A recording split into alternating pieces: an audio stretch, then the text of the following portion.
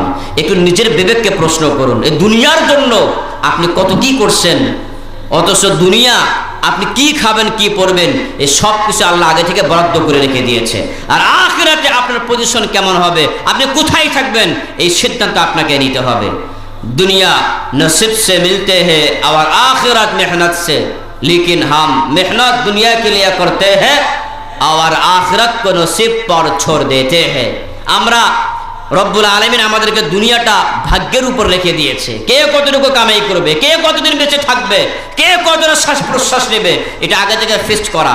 আর আখিরাতে আপনার পজিশন কেমন হবে সেটা হলো আপনার মেহনত পরিশ্রমের উপর।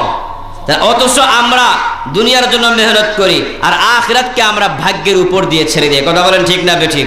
আমরা কই আখিরাতে কি হবে হবে, দুনিয়া আগে কামাই করে নেই। এটা সবচেয়ে বড় আহাম্মক, সবচেয়ে বড় নির্বোধ। যেই ব্যক্তি মৃত্যু পরবর্তী জিন্দেগির প্রস্তুতি গ্রহণ করে না, তার মতো আহাম্মক পৃথিবীতে আর কেউ হতে পারে না। কথা বলেন ঠিক না বেঠিক?